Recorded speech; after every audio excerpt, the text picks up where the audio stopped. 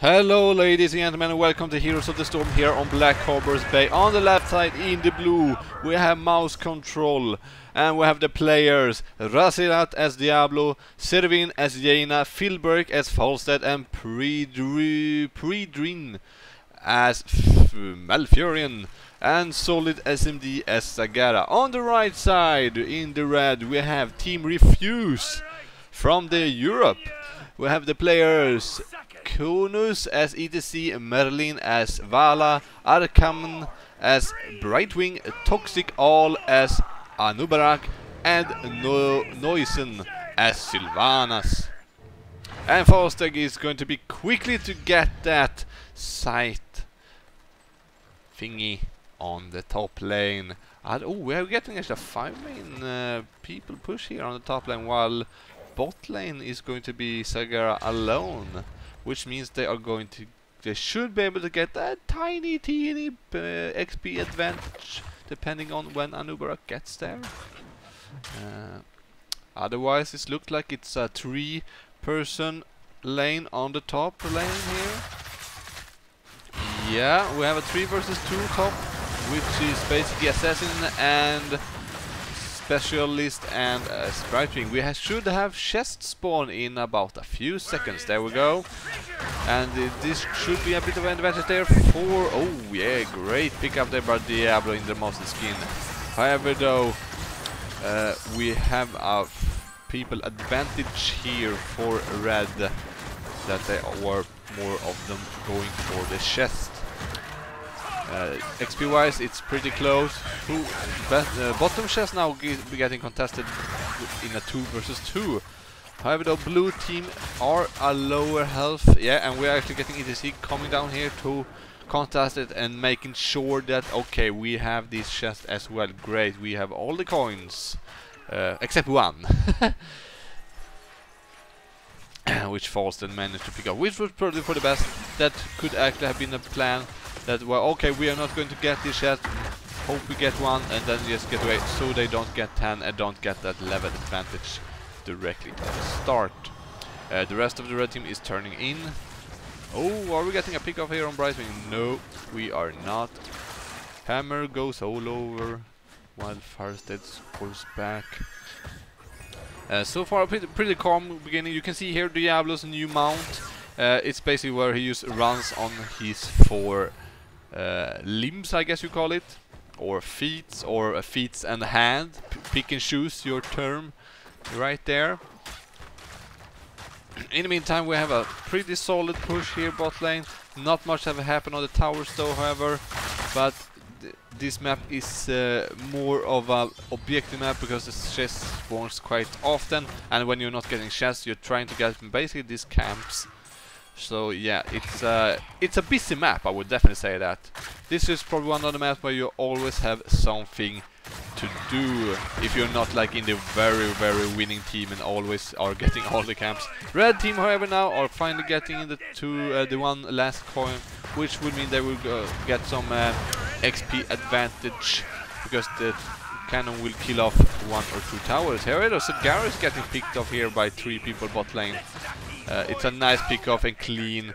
Nothing like this. Sagara, however, don't have a great escape except her tumors. This gives her movement speed. Falstead fills in the spot so they don't lose XP, because as you see now, because of the cannon, actually red team are getting ahead, and there they got a little bit more XP. This is, however, the early game though, so it could easily turn around. Sagara is now finally bot lane here. Oh, that's a bit greedy there, my dear Falstead, for mouse control. You are going to get picked off because of that, yeah. Using your only escape to engage with, which... Whoa, holy hiccups. Which will work great sometimes, but that was not a good decision. I think he knows that as well. He probably didn't expect all that, those people there. However, it's looking pretty well now from Team Refuse from Europe against mouse control from Netherlands. Diablo, it looks like he's basically been farming camps for the duration of the game so far. Hello, solid SMG here as Lagarith is having a bit of a hard time here bot lane. Actually, against this Anubarak and this Bruiser camp. Spec-wise, we are seeing a pretty standard Malfurion help out spec here. He has a mule, which I would say, for in my opinion, not maybe the best pick on this map. He's using the mule there, you see, it's filling up the HP, because this is such a heavy objective map. If you get the cannon, no matter how hard you heal your towers, the cannon will basically kill it. However, I can definitely see the opportunity if it heals enough. The cannons need to use more shots, you need to have more turnings, which will in the end term, if it gets to a long game, mean that it's going to get very expensive to use the cannon to pick up towers, and if you always heal the towers, it's going to be a very expensive coin amount, which you will not be very easy to get. We have, however, though, one level only now for Team Refuse to 10, and then it's all the time. On Falstad sim, you see is this the auto attack build? I don't think it's, no, it doesn't look like it. Not for me at least, not the auto attack build I'm used to see when I play myself, and when I do look on the web on some of the bigger sites for specs for people. However, though, I don't expect to see those specs here, because this is a more of a high quality game with high quality gamers that actually are picking talents, I hope, on the timing on. Oh, we're getting ultis here from red team, and the sound went very weird right there, and there it goes up. Some bug, I guess. It was basically like we were in some. Could have been. No, I hadn't target anyone. Well, that was kind of weird. Jane and Foster have a ghost down, as I get a bit confused there about that sound bug. And now we actually have level 10 for the blue team mouse control as well. However, what are we getting for pickups here? Blink picked, Blink heal for the red team, Warning Arrow, Strafe, Web Blast, and Stage Dive. Which we do have some good utility ultis here that can be used together. For the red team, the blue team, however, mouse control, we have Tranquility, great healing, Apocalypse for Diablo. It's basically a great stun if you can synergize this up with the Warning Mouth, which can be a really devastating blow if they can follow that up. You basically want Garrett to put a great Warning Mouth, or maybe 3 people, then Diablo should synchronize up his Apocalypse right afterwards, and you get a stun perfectly afterwards. And then Hinter Blast, which will basically killing them off. That's a great synergy you have right there for your ultis. However, though, you can actually pick Falstad's other ulti, the one who blows them away. It takes a lot more skill, I would say, and a lot more planning. But then you can basically say they have your right team right here, Falstad here. He uses the ulti, push it on into the wall, and then Diablo can ulti off, and Stagger can do the same. Diablo, however, this is not the situation you want to be in Diablo with those 8 coins. You get a bit of body block there, and we're getting ulti, however, from Starder and ulti for Diablo. He is a great stun by Diablo. However, the sound fucking holy crap, that sounds weird. However, they're so close. They got a pick up there on Toxic All. However, they will probably get. Oh no! Ah, Falstad, you should have jumped further. You should have jumped further. Red team managed to get out barely with a lot of coins there. If they turn in those coins, it's a bit of a devastating blow, I would say, for blue team, because they lost Diablo that had a lot of coins. However, a chest here, which they are actually not paying attention to right now. However, though, red team is moving out in full force. Are they going for turning, or are they going for chat? They are going for a turning. Diablo is trying to delay them. We have all ultis on cooldown, except, of course, Blink heal. Oh, it's stage dive actually, but it has a fairly low cooldown. Blink is basically a 2 charge ulti. Yeah, we had a picking, turning there. Holy crap, picking, what's that? Turning there by Rending. And the levels are actually even right now, well, but you will see the levels are just bouncing away there for the red team that's getting a lot of XP here from tower kills right now. Here we go, here's the more XP, we see it moving away. There we go, and that's a big bump. And then we get an overall damage on the other towers. All these are ready once again for both teams. Red teams looks very strong here, while they are actually managing to get camps at the same time as they are all able to contest middle and contest fights for map control. However, the blue wants to turn in and get their first chest. They really need that first chest to get some XP. And they, yeah, looks like they, no, Falstead, you could have made it. Oh, that was a bit of a misplay there. We're getting a great, damn, sound again. I think it could be whenever he does the web thing, actually, from Anuber. Oh yeah, stage up here from ETC. Diablo is in a bad position, taking a lot of damage. Ulti goes down on on Silence, on Falstead and Sagara. One person is of course already picked up for both team. Yeah, it's a stand down. However, the two better. Falstead were, oh, that could actually have done some significant damage there on Merlin. However, I don't know if this is a miscommunication, because both Falstead and Sagara is getting killed now because they contested that without Diablo and Malfurion, which means they get the coins, and they have now a big coin in lead, 27 right there. Anubarak is turning in, and yeah, that's not good for the blue team here, while the red team is playing off nicely. Diablo once again mid lane, and then going down. It looks like they are, this is not good communication right here. It's not good at all actually from the blue team. I'm very sorry to see this mouse control, but I don't know what they are doing. They have not been playing like this in the previous games that I have casted and seen.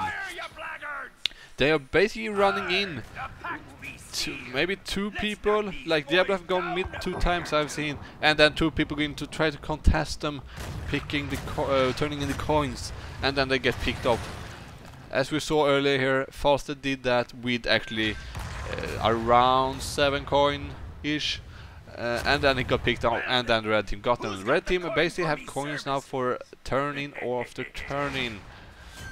ETC, however, I hope you didn't get this DC, yeah. However, now Diablo have gotten some coins, turn them in for God's sake, blue team. Red team here scouting a bit. Diablo seems a bit unsure to turn in. Red team is on a bit of a level advantage. You can see it here right near their blood for both the players. We're getting a turning here on red, while Anubarak is trying to just pick off the enemies here to don't disturb them. There we have, it's a turning complete.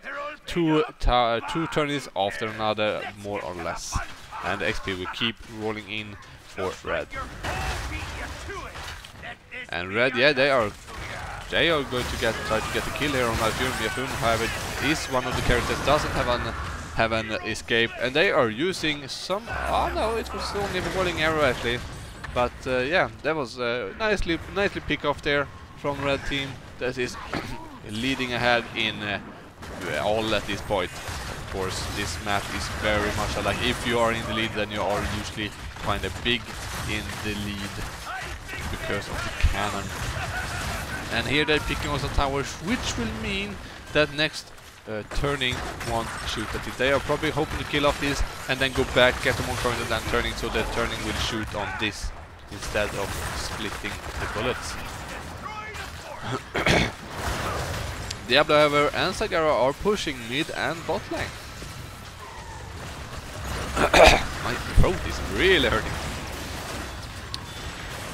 Oh, this is a bit of a overextension there. They were pushing into the core actually. However, they have camps here, which are actually picking off the core a bit. That's kind of good if they could get their shield a bit lower. However, it won't be enough. Diablo and Sagara teleported home to help defend this. And the red team once again, they have the map control. They are doing very well as of now, and in the earlier game here. They have the map control. You can see all the camps they have gotten here. They are. This one is one of the. They haven't contested. No one have gotten boss yet, but they are basically just going around doing their stuff, and they're doing it well. Chests now. Blue team is a great position for bot chest, and red team is a great position for top chest here. I don't know if they actually have the time markers counted, so they know when they will spawn.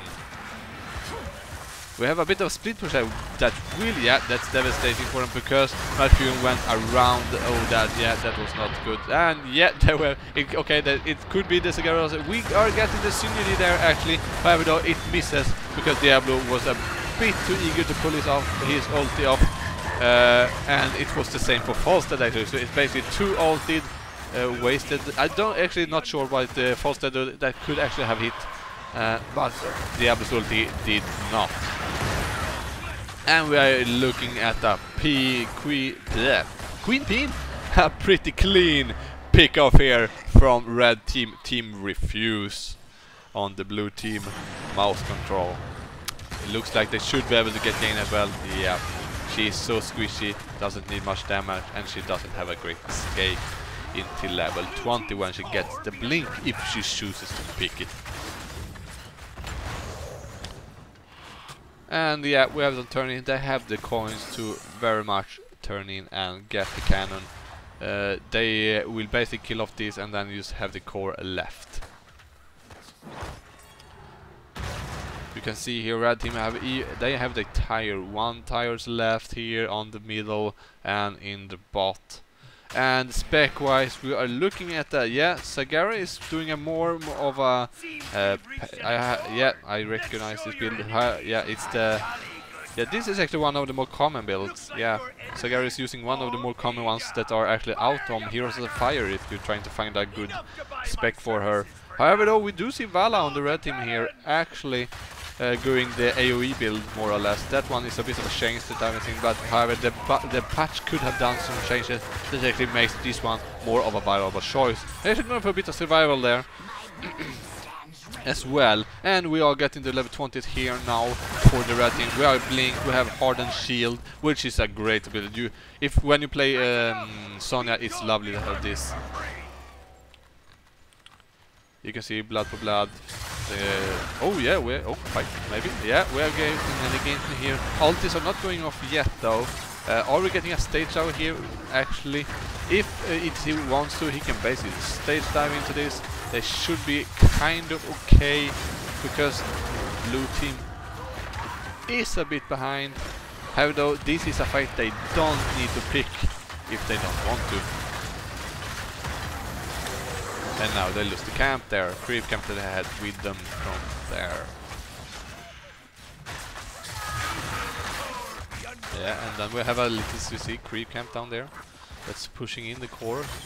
Might get the shield off, which would be kind of great. But all lanes will basically get pushed in now. Very easily, especially on the lanes that are middle and bot, because red team still have their tier 1 towers. And this is actually a bit of a... Yeah, we saw that. Oh, that's a... looks like actually Sylvana's arrow failed there, and we get an ult from Diablo. This is actually getting a bit dicey for red. However, though, it's getting an ult. Oh no. Scrap that. Holy shit, yeah. Blue team, red team definitely have the survivability to survive a lot of the damage here. Brightwing is healing everyone so much. You can see here the Brightwing talents. Yeah, that is actually one of the more common builds, which is a bit of a twist to it here. This one, Protecting Shield, goes in healing, Blink Wheel, Ice Block, and I run this build basically except for that ability. But it was a great game. Good, you see the GG, well played, good draft. And this is a team between Mouse Control and Team Refuse. It was a bit of a favor for the red team during the whole match. We do see some talents builds that are oncoming here. This one is more of the one I haven't seen. I think it could be a bit of a... let's see, where do we have Falstad? Can I click him? Oh, I can't now. Okay, well. Yeah. Oh, this is a interesting build here for you to see. Yeah, well, anyhow. Good effort. Thank you very much for watching. Have a nice day. Bye bye.